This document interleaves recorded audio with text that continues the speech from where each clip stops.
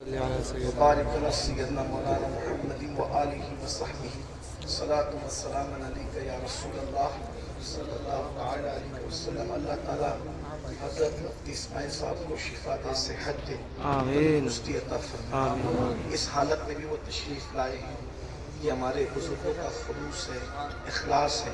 درود شریف ایک بار پڑھیں، میں گفتگو آگے بڑھاتا ہوں۔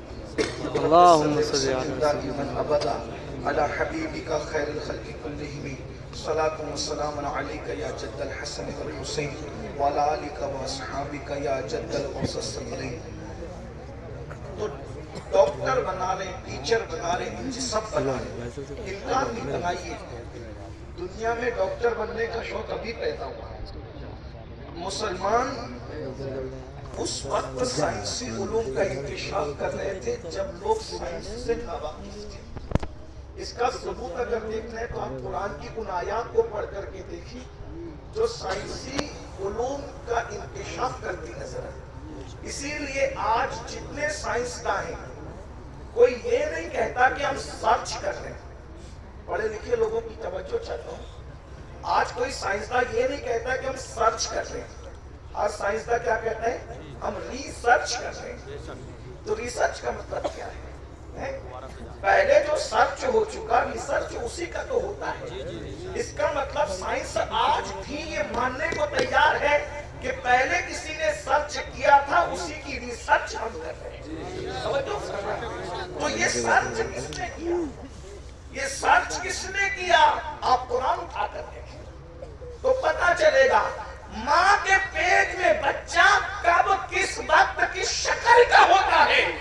ہر مذہب خاموش ہے، اگر کوئی جواب دے رہا ہے وہ اسلام ہے اور صرف اسلام ہے۔ آپ دیکھیں یہ جو سچ پیش آج لوگ ریسرچ کر رہے ہیں، سچ تو ہم نے کیا ہے، تلاش تو ہم نے کیا ہے۔ اللہ اکبر۔ اسی طریقے سے فرعون کی ممی کے بارے میں، اس کی لاش جو میوزیم میں پڑی ہوئی ہے، اس کے بارے میں جب پی ایم کیا گیا تو ڈاکٹر اور سائنسداں اس نتیجے پہ پہنچے کہ یہ سمندر میں ڈوب کر کے مرا ہے۔ یہ رپورٹ تھی اس کے پی ایم کی، لیکن سوچا کہ آخر یہ ڈوب کے مرا، سمندر میں ڈوبنے والا باہر کیسے نکل سکتا ہے؟ سارے مذاہب کی کتاب خاموش تھی۔ اسلام نے کہا، قرآن نے کہا کہ ہم نے تیری لاش کو اس لیے بچایا تاکہ ہم تجھے لوگوں کے لیے عبرت بنا دیں۔ قرآن بولتا نظر آیا۔ میرے بھائیوں، ایمان کی، اسلام کی عظمت کو سمجھو۔ ہمیں وحدہ لا شریک، خدائے حق، معبود برحق کا پتہ مصطفیٰ جان رحمت نے بتایا، ورنہ کہیں تو حضرت عیسیٰ کی عبادت ہو رہی ہے، کہیں تو حضرت مریم کی عبادت ہو رہی ہے، کہیں تو حضرت عزیر کی عبادت ہو رہی ہے، کہیں تو چاند کی عبادت ہو رہی ہے، کہیں تو سورج کی عبادت ہو رہی ہے، کہیں تو گوبر اور مٹی کی عبادت ہو رہی ہے، کہیں تو درخت اور دریا کی عبادت ہو رہی ہے۔ ارے تم کتنے خوش نصیب ہو کہ تمہیں وہ خدا ملا ہے۔ وہ اور لوگ ہیں دنیا کے اندر جو خدا کو بنا کر پوجتے ہیں۔ لوگوں کا خدا وہ ہے جو لوگ بناتے ہیں، مسلمانوں کا خدا وہ ہے جس نے کن کہہ کر کائنات کو پیدا کیا۔ لوگوں کا خدا وہ ہے جس کی تصویر بنتی ہے، مسلمانوں کا خدا وہ ہے جو تصور میں بھی نہیں آتا۔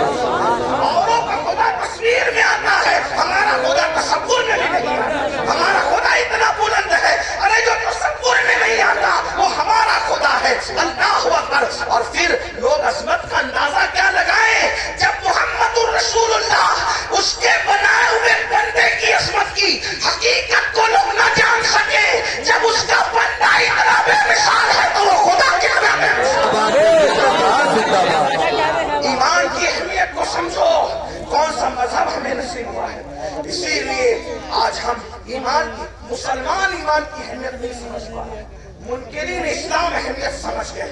اسی لیے وہ ایمان شریعت وہ جانتے ہیں جب تک ان کے پاس ایمان رہے گا ان کو زیر نہیں کیا جا سکتا، ان کو تباہ نہیں کیا جا سکتا، ان کو برباد نہیں کیا جا سکتا۔ ان کے پاس داڑیاں رہے چلے گا، ان کے پاس ٹوپیاں رہے چلے گا، ان کے پاس مدرسے رہے چلے گا، ان کے پاس اسکول رہے چلے گا، ان کے پاس چاہے وہ سرٹیفکیٹ رہے چلے گا، ان کے پاس ایمان نہیں رہنا چاہیے۔ اسی لیے ایمان چھیننے کے لیے منصوبے بن رہے ہیں، الگ الگ منصوبے، طاقتی منصوبے، خارجی منصوبے، بہت خطرناک چیلنجز کا ہمیں سامنا ہے۔ اور آپ آج ہمیں بچہ ڈاکٹر بنے، انجینئر بنے، تاجر بنے، اس کا مستقبل سدھر جائے، سب کو فکر ہے۔ اگر فکر نہیں ہے، ایمان کی فکر نہیں ہے، نبیوں کی فکر کیا تھی؟ اچھا کچھ تو اتنے دیر ہوشیار ہے، کہتے ہیں مولانا ہمارے بچے تھوڑی بگڑیں گے، اور تو کون سا دین پر ہے جو تیرے بچے دین پر قائم رہیں گے؟ کس بگڑنے کی سدھرنے کی بات کرتے ہو؟ جس قوم کو کلمہ پڑھنا نہیں آتا۔ ہمارے بزرگوں نے کہا کہ نکاح کی محفل میں جاؤ تو کلمہ پڑھاؤ تو نہیں پڑھ پاتے، تو جو شادی کی خوشی کے موقع پر قاضی کے پڑھانے پہ کلمہ نہیں پڑھ پاتے، وہ موت کے اضطراب میں کیا کلمہ پڑھتے ہیں؟ آپ کس ایمان کی بات کرتے ہیں؟ آپ کس ایمان اور عقیدے کی بات کرتے ہیں؟ بھائیوں میری قوم کو کلمہ نہیں آتا ہے، انہوں نے گانے پہ حفظ کر رکھے ہیں۔ قرآن کی کتنی آیتیں حفظ ہے، ذرا اپنے آپ میں ڈوب کر سوچیں۔ میں کوئی ڈانٹ پیٹنے نہیں آیا، آپ کو کوسنے نہیں آیا، لیکن یہ محفل احتساب کی محفل ہے، یہ محفل جنت بانٹنے کی محفلیں نہیں ہے۔ میں اس کا قائل نہیں ہوں، اس لیے کہ ہم لوگ فکر رضا کے وارث، فکر رضا ہماری محافظ، ہم وہ لوگ نہیں ہیں کہ اس کو دیکھو اس کو دیکھو جنت ملے گی۔ میں اس کا سخت مخالف ہوں۔ جو قوم غسل جنابت سے ناواقف ہو، تم اس کو کیا جنت بانٹ رہے ہو، بیوقوف بناتے ہو؟ اللہ کو ہمیں منہ نہیں دکھانا ہے، خدا کو کیا منہ دکھاؤ گے؟ بتاؤ تو صحیح، جب وہ سن لیں گے کہ مفتی اسماعیل صاحب کے چہرے کو دیکھ کے جنت ملتی ہے، امین القادری کے چہرے کو دیکھ کے جنت ملتی ہے، مفتی جلیل صاحب کے چہرے کو دیکھ کے جنت ملتی ہے، بیوقوف ہے پھر وہ فجر میں اٹھے گے؟ بیوقوف ہے فجر میں اٹھے گے؟ میرے بھائی، ہمیں اپنی قوم پہ اتنا ظلم نہیں کرنا چاہیے۔ جو قوم کلمہ یاد نہ رکھے، وہ قوم کیسے جنت میں جائے گی؟ کچھ لوگ ہم سے لڑتے ہیں کہ تو لوگوں کو مایوس کرتا، میں نے کہا میں مایوس نہیں کرتا۔ ہم کیسے مایوس کر سکتے ہیں؟ ہمارے یہاں تو ایمان کی ڈیفینیشن یہ ہے، الایمان بین الخوف والرجاء، ایمان خوف اور امید کی درمیانی کیفیت کا نام ہے۔ ہم قوم کو مایوس کیوں کریں گے؟ لیکن جو قوم اتنی بے باک ہو چکی ہو کہ بڑی معذرت کے ساتھ، یہاں کے حالات ایسے نہیں ہوں گے لیکن ہم پورا ہندوستان گھومتے ہیں اور بڑی بات نہیں کرتے، دنیا میں بھی جاتے ہیں ہندوستان کے علاوہ۔ لوگ اتنے غافل ہو گئے اپنے دین سے کہ جن کی نگاہ پاپ سے اس کی سگی سالی محفوظ نہیں ہے، اس قوم کو چہرے دکھا کے کیا جنت پائیں گے؟ جس قوم کی نگاہ سے اس کی چچازاد بہن محفوظ نہیں ہے، ہم اس قوم کو کیا جنت کی بشارت دیں گے؟ میرے بھائیوں، حالات اتنے دردناک ہیں۔ اب حالات تو یہ ہے کہ معاذ اللہ بیٹیاں جوان ہو جائے تو بعض جگہ وہ باپ کی نگاہ سے محفوظ نہیں ہے۔ اتنی غفلت کا حال ہے، خشیت اتنی اٹھ چکی ہے، خشیت ربانی اٹھ چکی ہے۔ میں جانتا ہوں ہم گراؤنڈ ریئلٹی کے لوگ ہیں، ہم گراؤنڈ زمینی حقائق والے لوگ ہیں، ہم لوگ جانتے ہیں حالات کے تقاضے کو۔ لوگ ہمارے پاس آ کر کے باتیں کرتے ہیں، بعض بچیاں طلاق پا کر کے گھر آئی ہے تو باپ نے باپ کی نظر ڈالی ہے، بعض جو ہے وہ بہویں جوان سسر کی نگاہ سے محفوظ نہ رہ سکی ہے۔ یہ حقائق ہے، زمینی حقائق یہ ہے۔ میرے بھائیوں، جس قوم کے اندر سے خوف خدا اتنا ہو جائے، کہاں وہ تقویٰ تھا، کہاں وہ تقویٰ، کہاں وہ تقویٰ کہ سیدنا عمر ابن خطاب جیسی ہستی جنہوں نے رسول اللہ کی زیارت کی ہے، اور خوف کا عالم یہ ہے کہ چہرے پر آنسوؤں کے نشان ہیں۔ علامہ ابن الجوزی اپنی کتاب میں لکھتے ہیں کہ ایک مرتبہ فاروق اعظم اپنے گھر کے دروازے پر بیٹھے، فاروق اعظم گھر کے دروازے پہ بیٹھے ہیں اور چہرہ گلی کی طرف کیا ہوا ہے۔ ذرا غور سے سننا، چہرہ گلی کی طرف کیا ہوا ہے اور دروازے پہ بیٹھے ہیں۔ ایک صحابی آتے ہیں، چلے جاتے ہیں سلام کر کے، کچھ دیر کے بعد آتے ہیں تو فاروق اعظم اسی طرح دروازے پہ بیٹھے ہوئے ہیں۔ وہ لوگ بھی کیا لوگ تھے، یہ نہیں دیکھا کہ فاروق اعظم ہے، یہ نہیں دیکھا عمر ابن خطاب ہے، یہ نہیں دیکھا کہ رسول اللہ کے صحابی ہیں۔ جب دیکھا کہ دروازے کی طرف رک کر کے بیٹھے ہیں، وہاں کسی کی رعایت نہیں تھی، کیونکہ وہ لوگ سب سے پہلے شریعت کے مرید تھے، بعد میں کسی کے مرید تھے۔ وہ لوگ سب سے پہلے شریعت کے معتقد تھے، بعد میں کسی اور کے معتقد تھے۔ فاروق اعظم کو دروازے پہ بیٹھا دیکھ کر ایک عام صحابی ٹوکتے ہیں، عمر اب تم بھی دروازے پہ بیٹھو گے رستے کی طرف منہ کر کے؟ آپ دروازے پر کیوں بیٹھے رستے کی طرف منہ کر کے؟ ہم تو کسی کو روک بھی نہیں سکتے، ٹوک بھی نہیں سکتے، اس لیے کہ ہمیں معاذ اللہ ثم معاذ اللہ اللہ کی رضا سے زیادہ کسی اور کی رضا پیاری ہو گئی ہے کہ اس قوم کی تباہی سے، اس قوم کو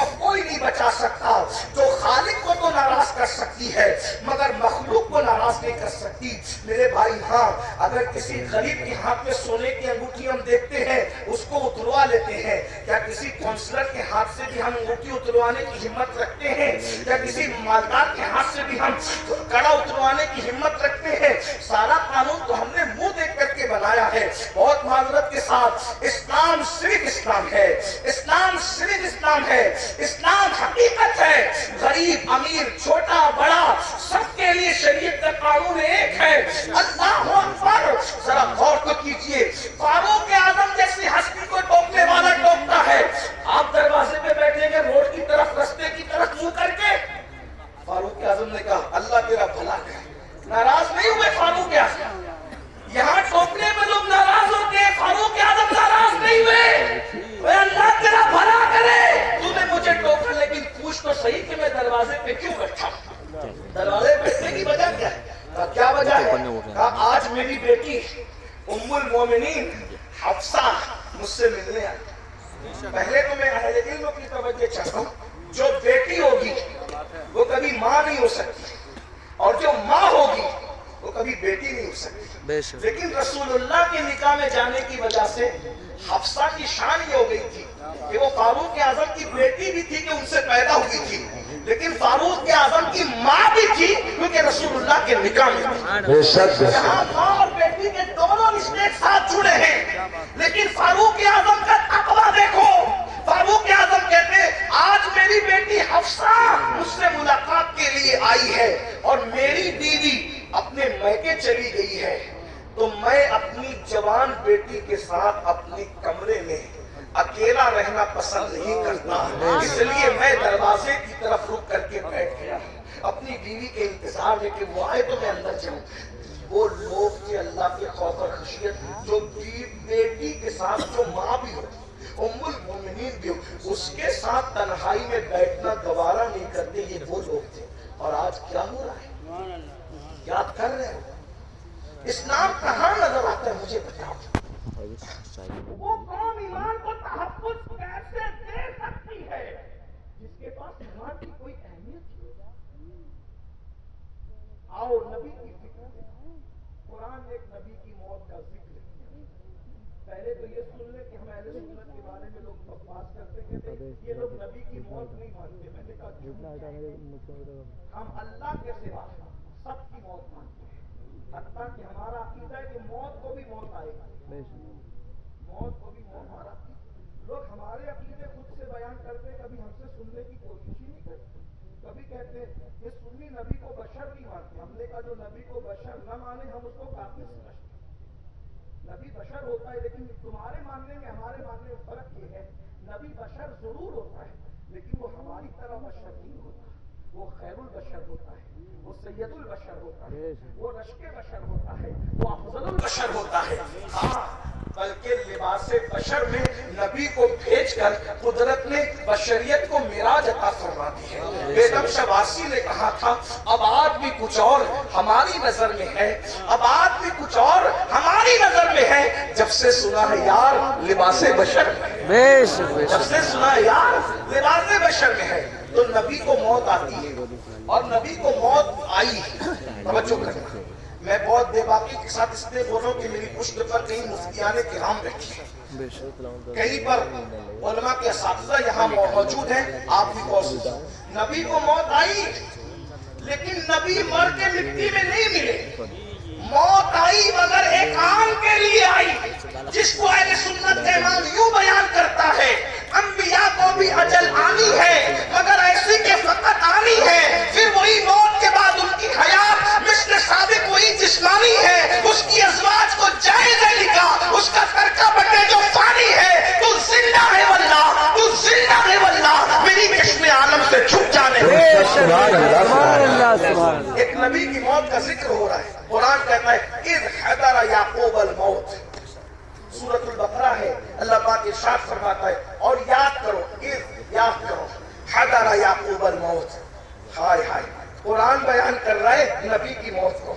کیا کہا؟ حضر یعقوب الموت. حضر یا موت حاضر ہوئی, موت حاضر ہوئی کہاں؟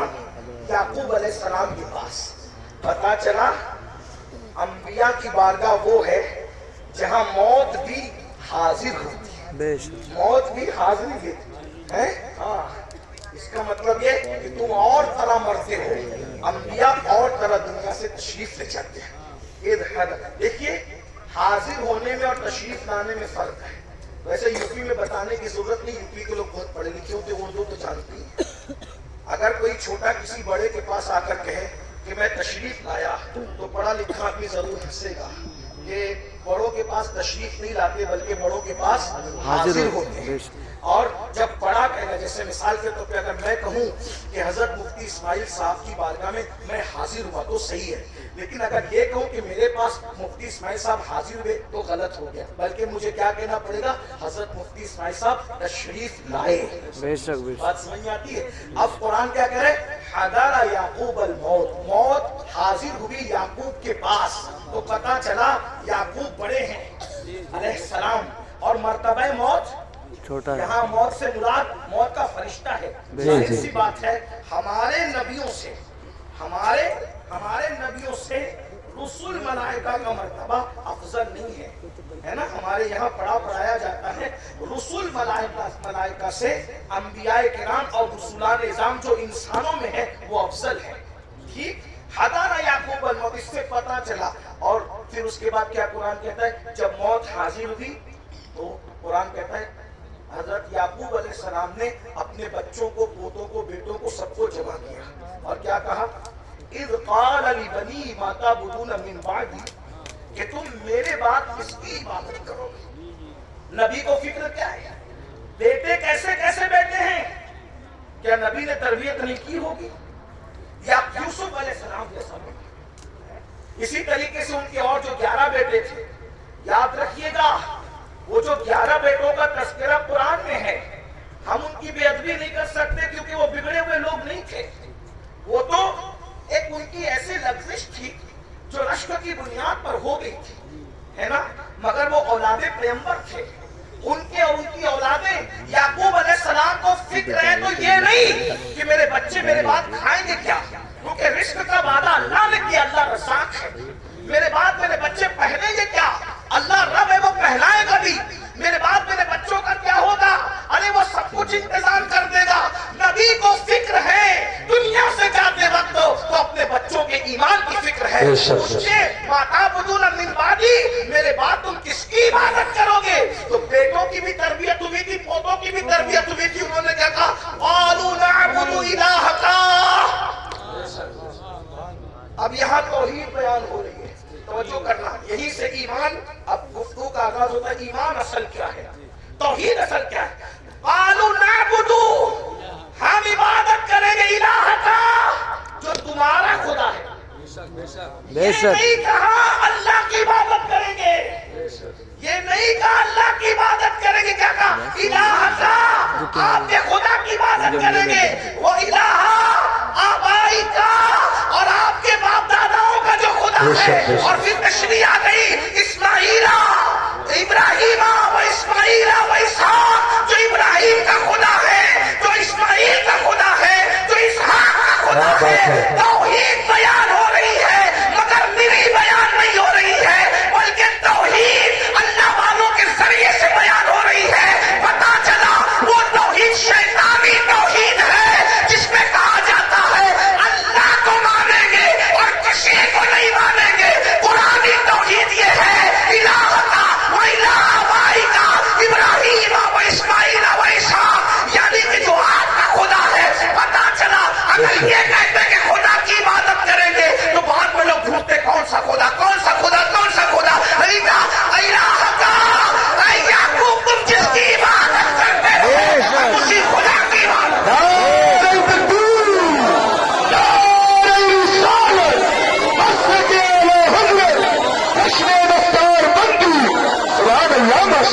اب یہاں لوگ ہم سے کہتے ہیں تم تو صرف نبی نبی نبی نبی کرتے رہتے ہو، تم اللہ کا ذکر نہیں کرتے۔ میں نے کہا یہ بھی اللہ کی سنت ہے، یہ بھی اللہ کی سنت ہے کہ اللہ نے اپنا تعارف کہیں اکیلے نہیں کرایا، اپنا تعارف ہمیشہ اپنے مقبول بندوں کے ذریعے سے۔ آئیے میں چونکہ مدرسے کی محفل ہے تھوڑی مشکل بات کرتا ہوں۔